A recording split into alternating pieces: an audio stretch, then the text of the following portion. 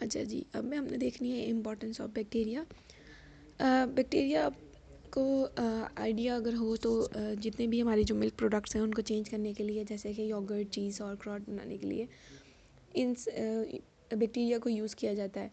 आपने पहले भी पढ़ा होगा इंटर में, जो दही होता है उसको जमाने के लिए जो है ना, बैक्टीरिया जब बैक्टीरिया एक्ट करता है तो हमारा जो दही दूध होता है वो दही में कन्वर्ट हो जाता है। योगर्ट हम दही को कहते हैं, ठीक है। तो किस तरह आपने देखा होगा उसमें वो जो पहले से बनाई हुई दही टाइप्स या कुछ इस तरह की चीज़ें जो ऐड की जाती हैं, वो होता क्या कि उसके ऊपर पहले ही बैक्टीरिया ने एक्ट कर दिया होता है। जैसे ही आप उसको दूध में मिलाते हैं, ठीक है, तो आपका जो होल मिल्क होता है वो योगर्ट में कन्वर्ट हो जाता है। इस तरह चीज़ बनाने के लिए, सॉक्राट्स बनाने के लिए, सॉस जो टाइप ऑफ सॉस होता है, ठीक है, इन सब को बनाने के लिए आपकी क्या होता है, बैक्टीरिया रिक्वायर्ड होता है। उसके अलावा जितने भी आपकी डेड चीज़ें हैं, ठीक है, उनको डीकम्पोज करने के लिए हम जो है ना बैक्टीरिया को यूज़ करते हैं, ठीक है। बैक्टीरिया डीकम्पोज कैसे करता है, क्योंकि डेड डिकेइंग मटेरियल पे ना एक्ट करता है, ठीक है, और उसको ख़त्म कर देता है, डीके कर देता है। उसके अलावा आपके स्टमक में जो है ना ई. कोलाई बैक्टीरिया है, जो कि क्या करता है, आपकी जितनी भी फूड आ रही है स्टमक में उसको डाइजेस्ट करने में हेल्प करता है। इसके अलावा सीवेज सिस्टम होता है, ये जो गंद वगैरह आ रहा होता है आपकी इंडस्ट्रियल एरियाज से, ठीक है। तो आपको पता है जो इंडस्ट्री से आने वाला गंदा, उसमें ऐसे केमिकल्स पाए जाते हैं कि अगर वो पानी में मिल जाएं तो इंसानी सेहत के लिए बहुत ज़्यादा ख़तरनाक साबित हो सकते हैं। तो क्या करते क्या हैं कि उसको नॉर्मल वाटर में लाने से पहले या उसको डिस्चार्ज करने से पहले उसमें बैक्टीरिया ऐड कर दिए जाते हैं, ताकि उसमें से जितने भी ऐसे केमिकल्स हैं वो उसको क्या कर सके, उन सबको वो सक कर लेते हैं, ठीक है, अपने अंदर ले लेते हैं, और फिर उन बैक्टीरियाज को रिमूव किया जाता है और फिर उसको आप नॉर्मल वाटर में छोड़ देते हैं, पानी सीवेज को खोल देते हैं।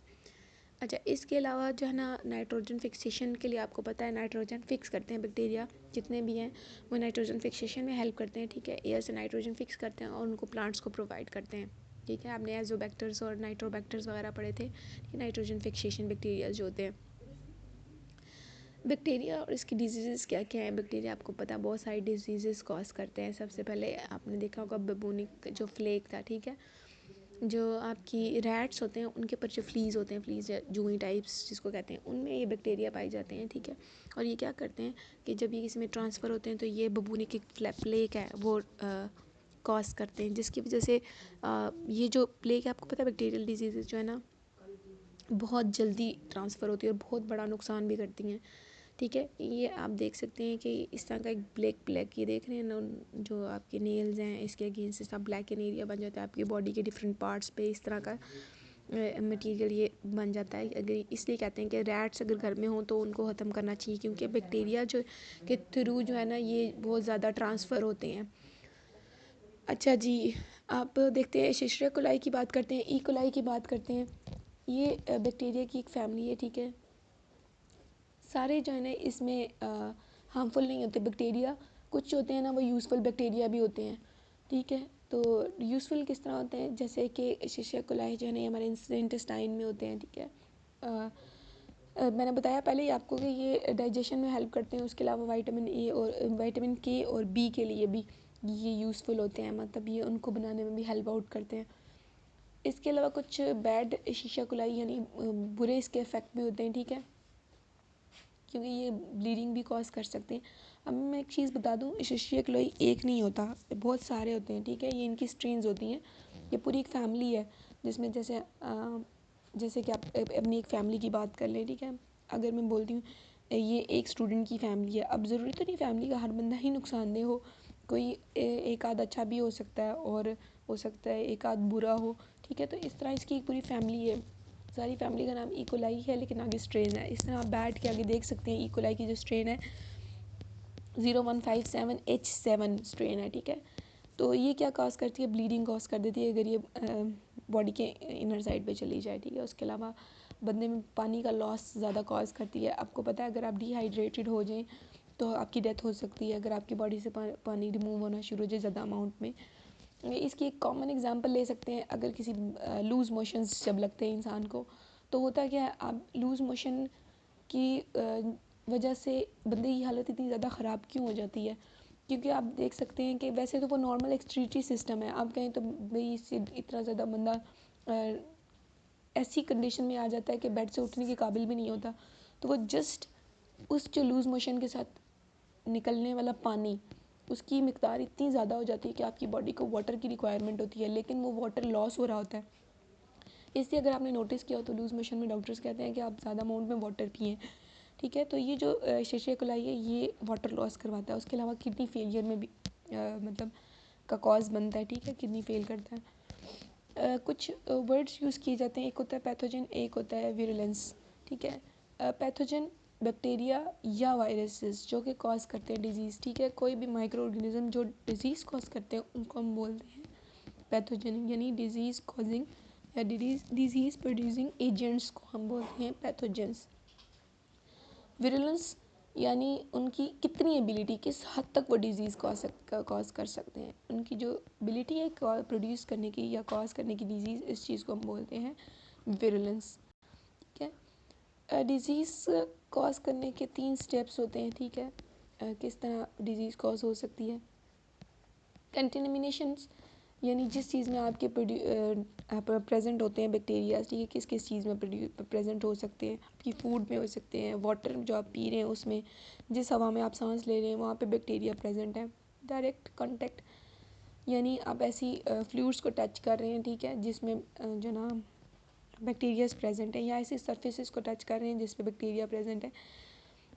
अच्छा जी, उसके अलावा ऐसे चीज़ें जिसके साथ ऐसे कैरियर्स, ठीक है, जिस पे पैथोजन प्रेजेंट होते हैं, ठीक है, वो आपके कांटेक्ट में आए, जैसे कि टेटनस, लॉक जॉ जिसकी वजह से होता है। ये किस में आता है, ये बैक्टीरिया पाया जाता है ज़्यादातर आपकी सॉइल में प्रेजेंट होता है, ठीक है। वैसे अगर आपने नोटिस किया हो कि जब आप रोड्स वगैरह पे गिरते हैं और आपको चोट लगती है तो डॉक्टर्स कहते हैं कि आप टेटनस का इंजेक्शन लगवाएं। उसकी वजह ये होती है कि इस एरियाज़ में आपके जो टेटनस का बैक्टीरिया है ये बहुत ज़्यादा पाया जाता है, ठीक है। तो डॉक्टर्स इसलिए आपको प्रेफर करते हैं, और क्योंकि आपको चोट लग जाती है तो उसका बॉडी के अंदर जाना बहुत ज़्यादा इजी हो जाता है। 100% चांसेस होते हैं जिसकी वजह से डॉक्टर आपको टेटनस का इंजेक्शन लगाने को कहते हैं।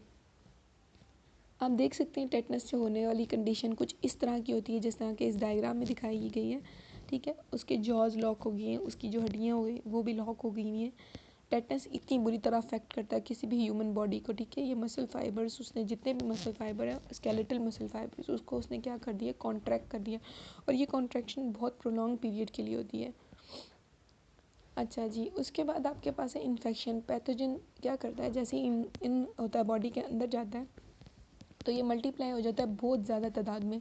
आपको पता है बैक्टीरिया 20 मिनट्स में बहुत ज़्यादा प्रोड्यूस कर लेते हैं अपनी प्रोजेनीज, तो ये बहुत ज़्यादा मल्टीप्लाई होते हैं और इतनी ज़्यादा नंबर में हो जाते हैं। उसके बाद ये कॉज करते हैं डिजीज़, यानी आपकी जो नॉर्मल बॉडी होती है उसको डिस्टर्ब करते हैं, ठीक है।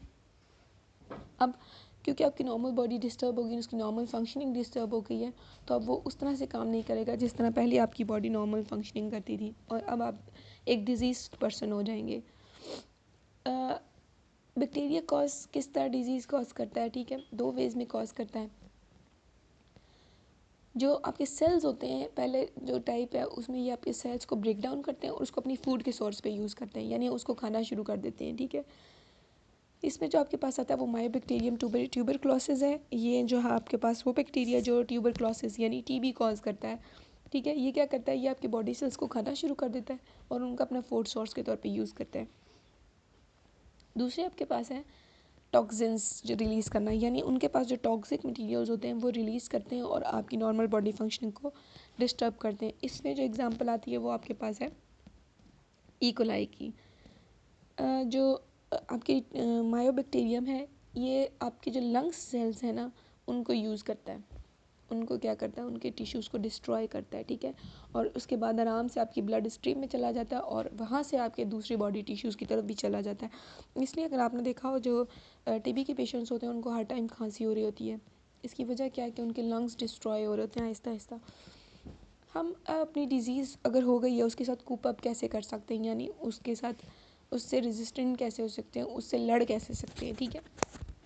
पहली चीज़ जो है ना वो आपको हेल्प करती है वो आती है इम्यूनिटी, यानी आप में इतनी इम्यूनिटी होनी चाहिए, ठीक है, आपके हेरिटेंस से या आपने एक्वायर्ड, एक होती है इनहेरिटेंस से मिलने वाली इम्यूनिटी और एक होती है एक्वायर्ड इम्यूनिटी, यानी आप बाहर से अपनी जो इम्यूनिटी है वो लेते हैं in the form of some types of medicine, ठीक है, या इनहेरिटेड जो आपको अपने माँ बाप से मिली है वो इतनी ज़्यादा होनी चाहिए कि वो बैक्टीरिया या जो भी पैथोजन आपकी बॉडी में इंटर हुआ है उससे लड़ सके। दूसरी आपकी होती है एंटीबायोटिक्स, ठीक है, एंटीबॉडीज़। एंटीबॉडीज़ वो प्रोटीन्स जो कि आप लेते हैं और वो आपके पैथोजेंस को आपकी जो बॉडी में प्रेजेंट प्रोटीन्स हैं, ठीक है, जो वाइट ब्लड सेल प्रोड्यूस करते हैं, वो क्या करें आपकी जो बॉडी है, अगर ज़ाहिर बात है इसका भी इफेक्ट, इसका भी जो ये भी फुली डिपेंडेंट है आपकी इम्यूनिटी पे। अगर आपकी इम्यूनिटी स्ट्रांग होगी, ठीक है, तो आपकी इम्यूनिटी क्या है, आपके वाइट ब्लड सेल्स हैं। अगर आपकी इम्यूनिटी स्ट्रांग होगी तो आप में एंटीबॉडीज़ ज़्यादा प्रोड्यूस होंगे। अगर आप में एंटीबॉडीज़ ज़्यादा प्रोड्यूस होंगे तो आपके पैथोजेंस को क्या कर देंगे, डिस्ट्रॉय कर देंगे। तीसरी चीज़ है एंटीबायोटिक्स। ये वो चीज़ें, एंटीबायोटिक्स वो ड्रग्स हैं जो हम बाहर से लेते हैं, ठीक है, जो कि आपको नज़र आ रहा होगा अगर आप अक्सर गए होंगे ना उधर डॉक्टर के पास गए होंगे, वो अक्सर आपको एंटीबायोटिक्स प्रिस्क्राइब करता है, ठीक है। इसकी ना बहुत सारी जनरेशन है, 5 जनरेशन ऑलमोस्ट, ठीक है, और डिपेंड करता है उसकी डोजेस के ऊपर। ये हम लेते हैं, ये क्या करता है, अटैक कर देता है और डिस्ट्रॉय कर देता है आपके बैक्टीरियाज को। अच्छा जी, अगर इससे पहले ही हो सकता है कि जब तक आप ये लें तो होता, कभी कभी होता ही है कि बैक्टीरिया का इतना असर हो चुका होता है कि ये जो आपकी थ्रॉट है उसको स्ट्रेप यानी बंद कर देता है, जिसकी वजह से बंदे की डेथ हो सकती है। कुछ एंटीबायोटिक्स डिस्कस करेंगे। एक पेंसिलिन कल हम डिस्कस कर चुके हैं, पेंसिलिन मैंने आपको बताया था, ये जो है ना फ्लेमिंग डिस्कवर की थी 1928 में, ठीक है, और ये एक एक्सीडेंट के तौर पर बनी थी। ये कोई प्लान्ड मेडिसिन नहीं थी जो कि डिस्कवर हुई थी। टाइप ऑफ मोल्ड जिसको फंगस बोलते हैं, ठीक है, इसने ये ख़ुद आपकी उसकी प्लेट में आके गिर गया था जिसमें बैक्टीरिया प्रेजेंट था, और उसने क्या किया था, उस बैक्टीरिया को ख़त्म करना शुरू कर दिया था। फिर इससे डिफरेंट टाइप्स की और आपके पास मेडिसिन आई, ठीक है, जिसमें आपके पास एमोक्सिसिलिन है, आपने बड़े नाम सुने होंगे जिसमें सिलिन एंड पे आ रहा होता है, ठीक है, ये एक ही टाइप के आपके फंगस से बना हुआ है, ठीक है। ये आपकी सबसे मेजर एंटीबायोटिक है जो सबसे पहले सामने आई थी। बैक्टीरिया को कंट्रोल कैसे किया जा सकता है, स्टेरिलाइजेशन के प्रोसीजर से, यानी आप क्या करें, आप जो चीज़ यूज़ करें उसको पहले हीट करें, ठीक है। हीट करने से बहुत सी चीज़ों का सलूशन हो जाता है। जो स्टेरिलाइजेशन का प्रोसीजर ज़्यादातर हॉस्पिटल्स वगैरह में यूज़ किया जाता है। उधर जो अब इंस्ट्रूमेंटेशन डॉक्टर यूज़ करते हैं वो केमिकल्स की हीट के थ्रू बैक्टीरिया को किल करते हैं, क्योंकि ये ज़्यादा हाई टेम्परेचर पे जो है ना सर्वाइव नहीं कर सकते। वहाँ पे जो प्रोसीजर, जो मशीनरी यूज़ की जाती है उसको हम कहते हैं ऑटोक्लेव। ज़्यादातर जो डॉक्टर्स ऑफिसेज हैं, डेंटिस्ट वगैरह, ठीक है, या वेट्स हैं, ये सारी चीज़ें जो होती हैं ऑटोक्लेव की जाती हैं। दूसरी जो कंडीशन है इसमें आपके पास डिसइंफेक्टेंट है, वो केमिकल सोल्यूशंस जो कि रिड्यूस करते हैं आपका नंबर ऑफ़ बैक्टीरिया, ठीक है। इसमें अगर आप आज कर देखें ना, ये जो आप यूज़ करते हैं हैंड सैनिटाइजर्स, ठीक है, ये भी इसमें आ जाते हैं। वो क्यों आप हैंड सैनिटाइज़र जब यूज़ करते हैं तो वो क्या करते हैं कि एज अ डिसइंफेक्टेंट काम करता है। अगर आपकी बॉडी पे कोई बैक्टीरिया लग भी गया है हैंड्स पे तो ये उसका नंबर रिड्यूस कर देते हैं। इसमें और जो चीज़ आ जाती हैं वो आपके पास एंटीसेप्टिक्स आ जाते हैं, एंटीबैक्टीरियल प्रोडक्ट्स आ जाती हैं, जिसमें फिनाइल्स वगैरह होते हैं जो आपके घर में क्लिनजिंग के लिए यूज़ करती हैं, सोप्स आ जाते हैं, बाकी क्लिनजर, किचन यूटेंसिल्स को जब आप यूज़ करने के लिए वो साफ़ करने के लिए जो यूज़ करते हैं लिक्विड सॉल्यूशंस, ठीक है, वो सारे डिसइंफेक्टेंट के तौर में आ जाते हैं। अच्छा जी, सोप्स की बात करते हैं। ये आपको पता है ज़्यादा अच्छा होता है, बहुत अच्छे हैं, क्योंकि ये आपके जितने भी बैक्टीरिया उसको वॉश कर देते हैं। फ्रूट प्रिजर्वेशंस आप करते हैं जो बैक्टीरिया को जिससे बैक्टीरिया से अपनी फूड को स्पॉइल होने से बचा सकते हैं। उसमें सबसे पहले आ जाती है सॉल्ट। आपने देखा होगा अक्सर मीट को जो ना वो सॉल्ट में रखते हैं, मतलब मीट को आप सॉल्ट लगा के रख लेते हैं, ठीक है, या ऐसी और बहुत सी चीज़ें जिसको सॉल्ट लगा के रखा जाता है ताकि जो है ना वो ख़राब ना हो। वो क्यों नहीं ख़राब होती, बैक्टीरिया ने अटैक करना, उसको ख़राब करना है, तो आप जब उसको सॉल्ट लगाते हैं तो वो बच जाती है। विनेगर लगा सकते हैं, ठीक है, शुगर ऐड कर सकते हैं, या उसको हीट करके, आपने देखा होगा आप दूध को गर्म करके रख देते हैं, गर्म करके ना रखा जाए तो बहुत जल्दी आप ख़राब हो जाता है, क्यों, उसके बैक्टीरिया अटैक कर देता है और उसकी स्पॉइलेज कर देता है। तो अगर आपने उसको हीट किया तो वो जो है ना फिर ज़्यादा टाइम ड्यूरेशन लेगा ख़राब होने में, ठीक है। लो टेम्परेचर यानी आप क्या करें, रेफ्रिजरेशन कर दें उसकी, उसको रेफ्रिजरेटर्स में रख दें तो बहुत ज़्यादा लो हीट और बहुत ज़्यादा हाई हीट दोनों पे बैक्टीरिया का अटैक कम होता है।